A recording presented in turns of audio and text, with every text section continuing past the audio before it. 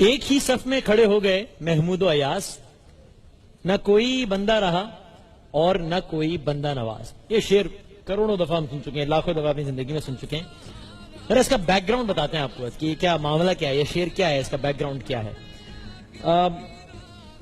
حکیم الامت شاعر مشرق ڈاکٹر محمد اقبال کا یہ مشہور و معروف شعر آپ نے بارہا سنا ہے، جس میں انہوں نے محمود اور ایاز کے ایک ہی صف میں کھڑے ہونے کو اسلام کے ایک بہت ہی باکمال وصف یعنی کہ مساوات سے تعبیر کیا ہے.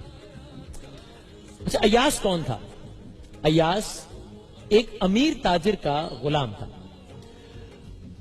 وہ تاجر کسی قرض کے بھار تلے آ گیا تھا اور قرض اتارتے اتارتے اتارتے اتارتے اس تاجر کا سب کچھ بک گیا، لیکن پھر بھی قرض ادا نہیں ہو سکا.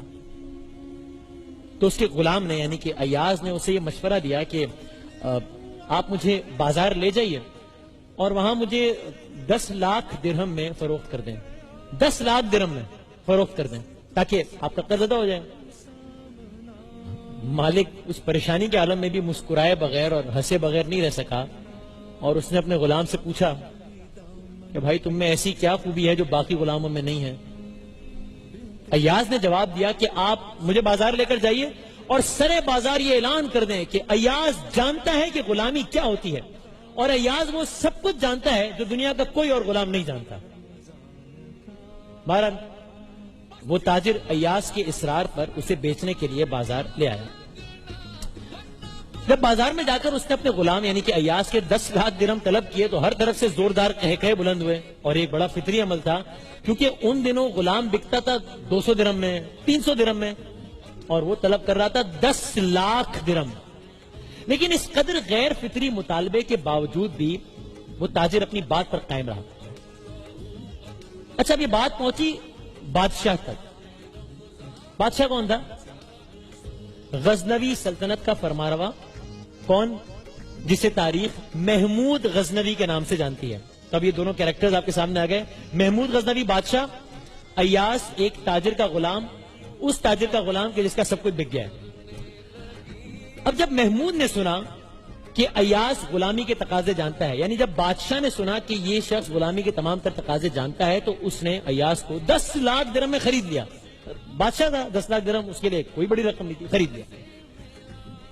وقت گزرتا گیا اور ایاز محمود کے یعنی کہ یہ غلام بادشاہ کے ہر امتحان پر پورا اترتا گیا. محمود غزنوی کے دل میں ایاز نے گھر کر لیا.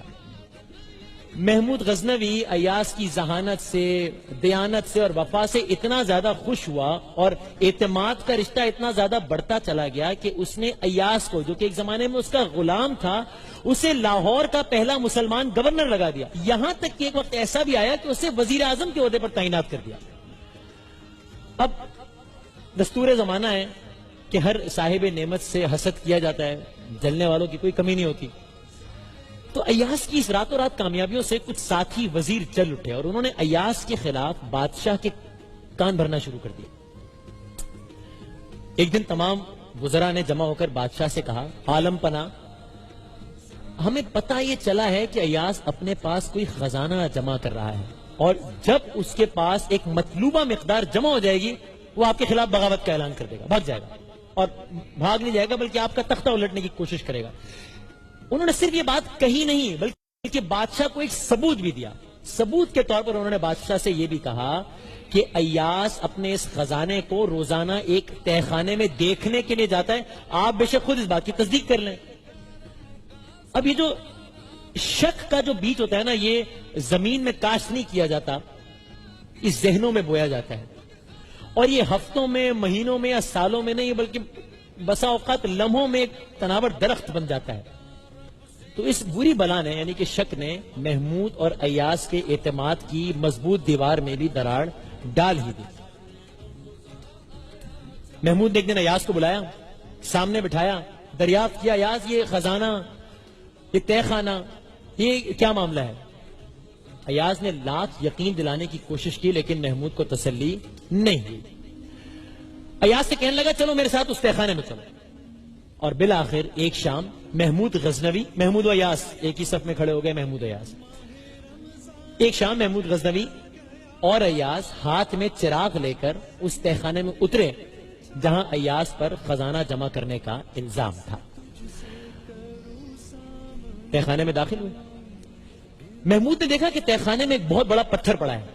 اس پتھر پر ایک بہت بڑا صندوق رکھا ہے.